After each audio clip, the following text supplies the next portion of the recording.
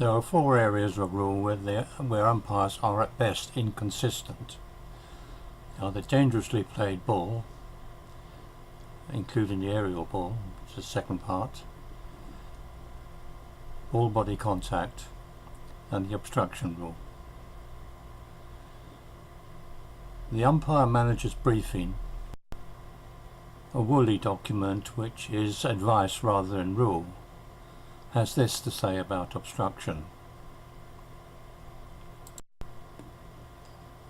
The umpire manager's briefing is intended more as a discussion document, and that is what it is used for often in umpire seminars, as a coaching starting point.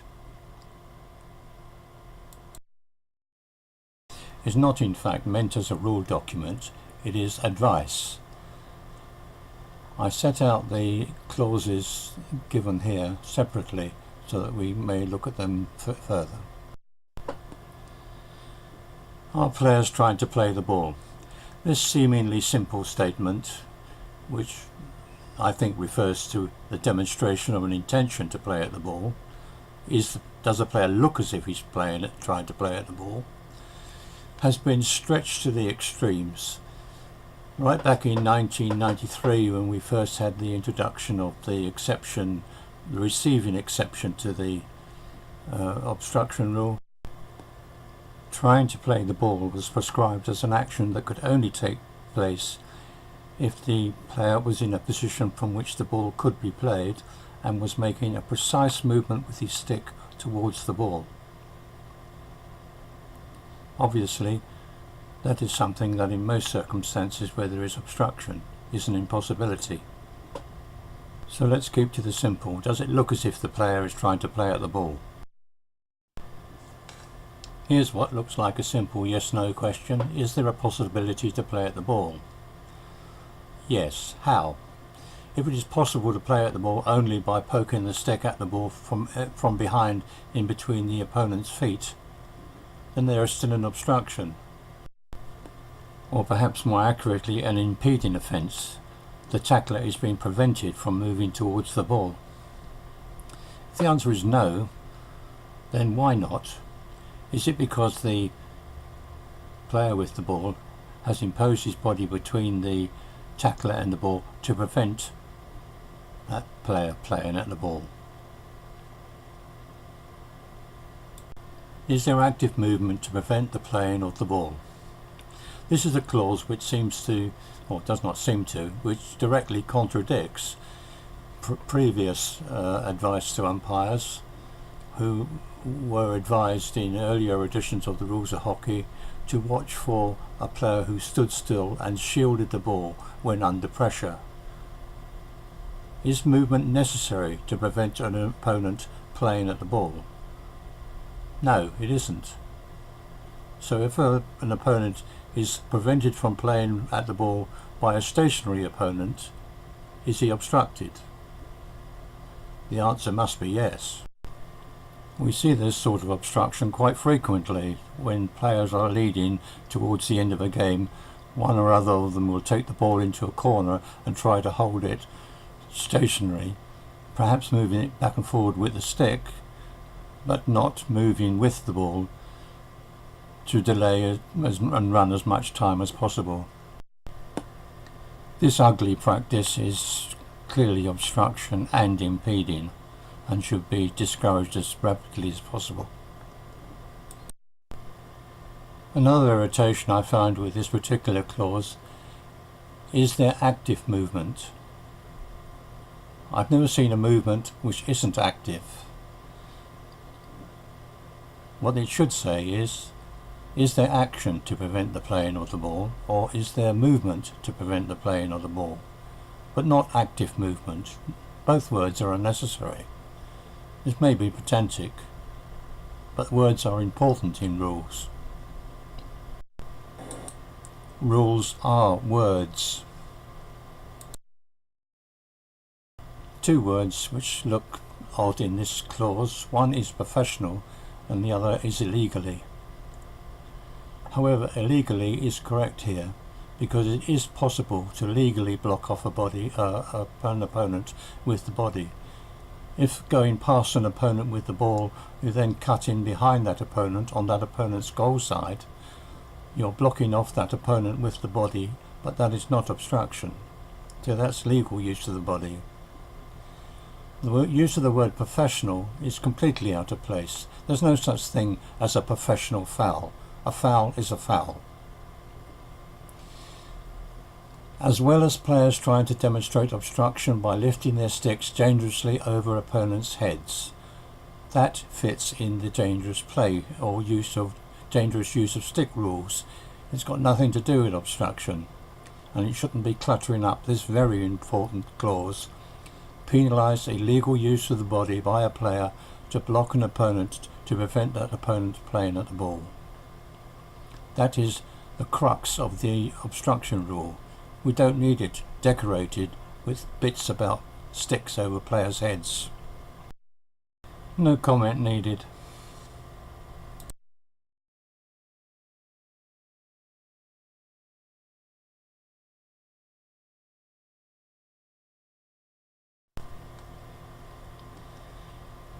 Did this player use his body illegally to block off his opponent to stop him from playing the ball?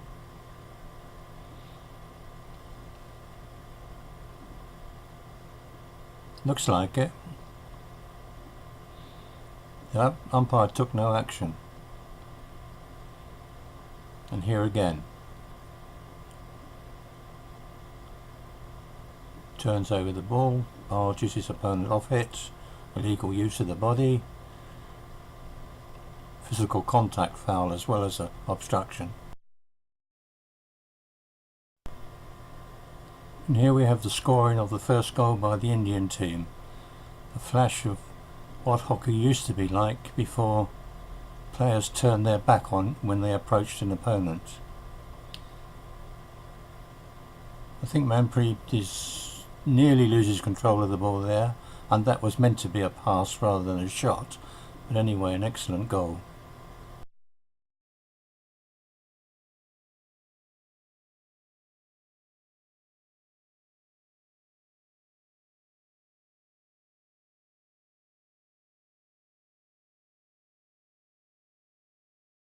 From the comfort of a chair and with the benefit of many replays and slow motion, I think this foul was the Indian player's fault, that he was the one who fell on the ground.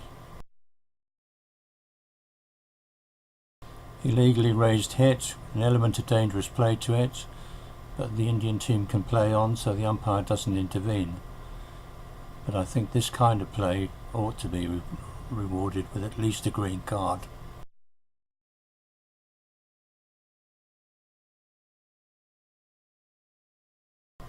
In amongst all this shape-shifting by the Pakistani player as he manoeuvres around in the corner, there is illegal blocking of the Indian players with his body, and he should have been penalised for obstruction there with a penalty corner. It's really laughable that when the ball is jabbed out of play there, the Pakistani side end up with a 15 metre out.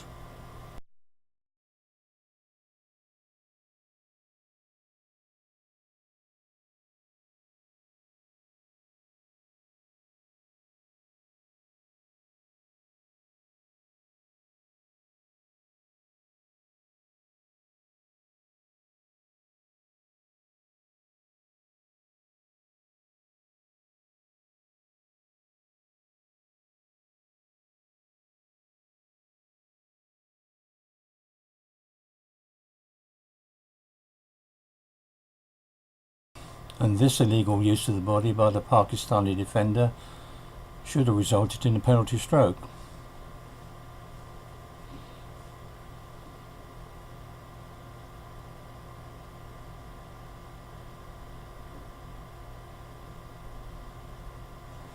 There's nothing accidental about what he's doing there, and it's a foul. A foul which is preventing an opponent playing at the ball in the circle.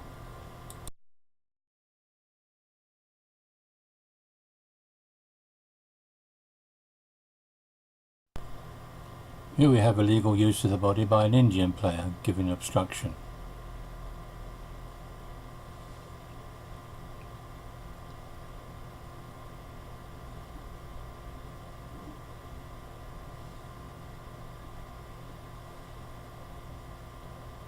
The ball is shielded down into the corner.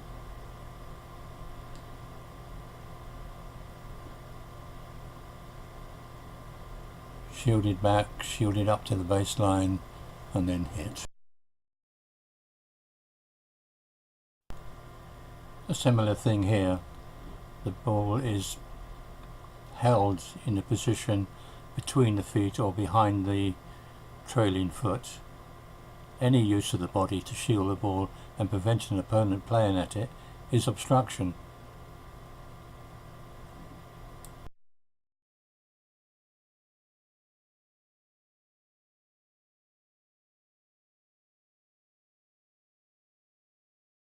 I have no idea why the umpire awarded either of the 3 hits he did to the Indian player, who is clearly using his body to prevent the tackler getting to the ball.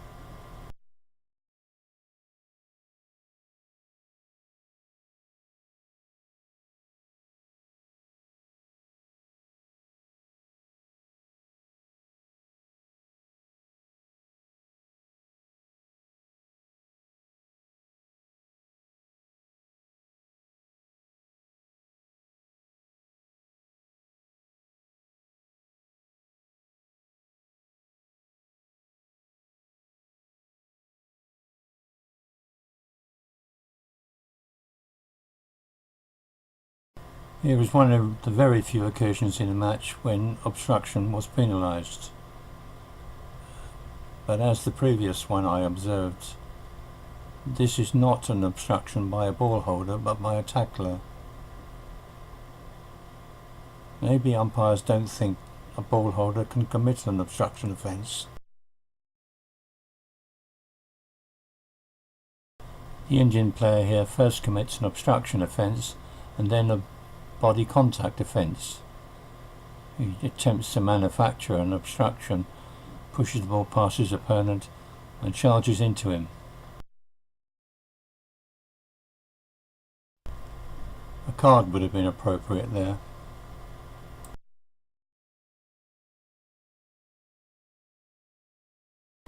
More wandering into the corner with the ball and shielding it.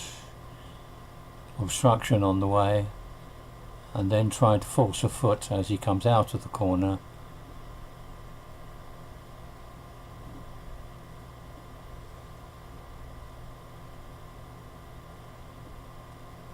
Penalty corner would have been appropriate.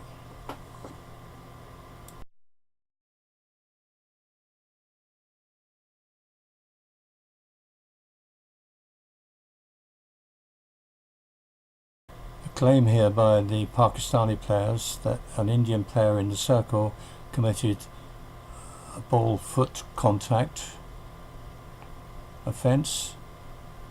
My first look at it gave me the impression that if the ball went off the Indian player, had not hit the Indian player's foot, it would have gone off the pitch to the right of to the left of the goal as we face it. Without any possibility of any other player putting a stick on it. So I went back to have a listen to the original commentary.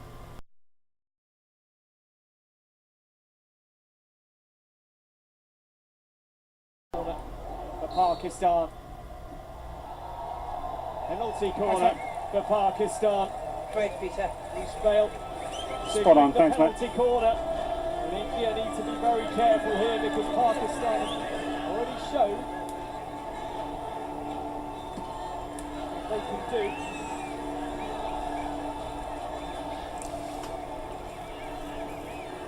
India do not have their review, lost it in the first minute. Well, you look at that sweep shot going inside, and Gurinder is trying to get in front of his. Okay, 10 seconds. And the ball hits him on the foot. Let's get him going, guys. And the Guys, penalty. I need you in here.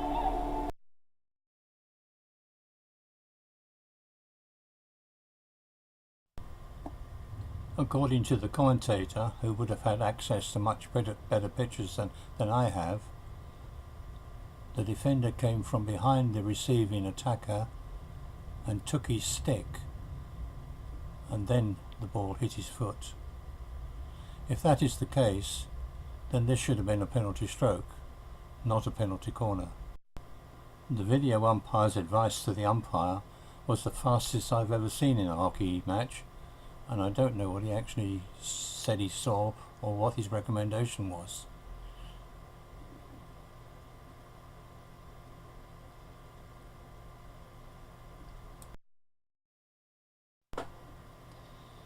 A sequence of body use and ball shielding by this player as he goes across the pitch.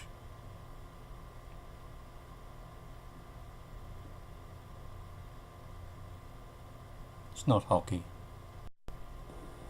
That's how soccer is played.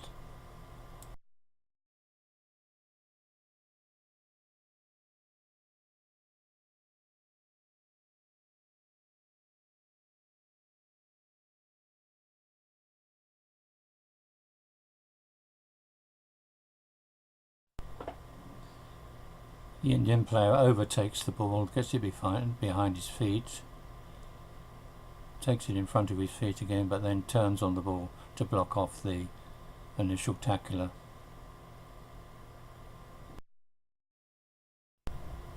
The now standard taking on the opponent with the body instead of with stick work. The problem with stick work is the word work.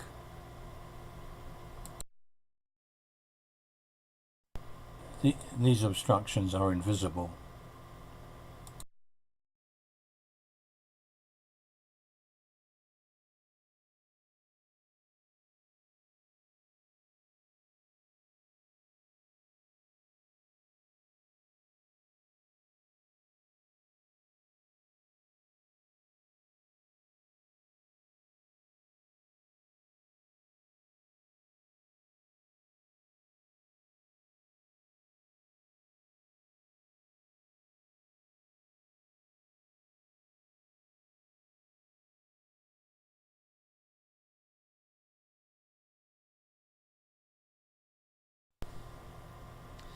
Whatever happened to stick work as a means of beating an opponent?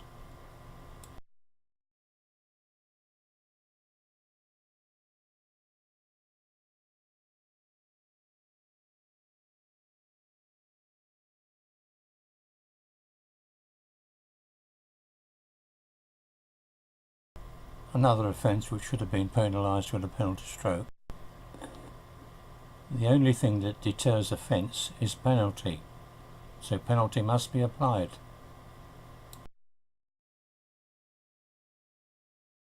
This was the only occasion in the match when a ball holder was penalised for obstruction.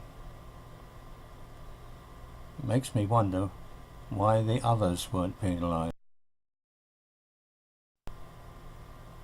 An attempt to push past the opponent while shielding the ball. The Indian player is not his own goal side of the ball, so can't be obstructed, but physical contact is still a possibility.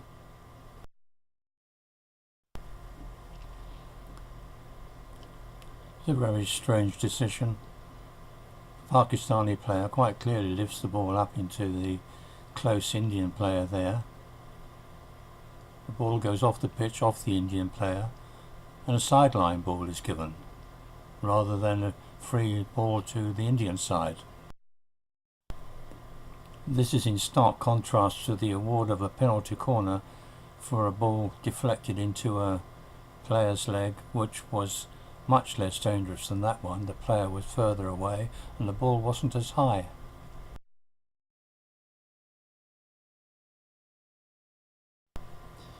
I thought this piece of play the highlight of the match. Brilliant piece of skill, playing the ball through to the man on the left post there.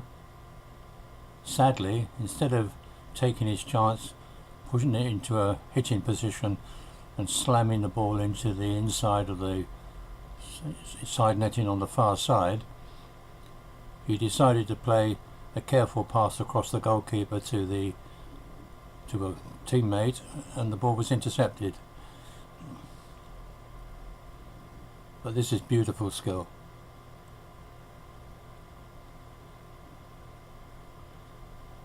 And that is where he should have been opening out and hitting the ball into the goal. The two commentators spent the entire match praising the skills of both teams.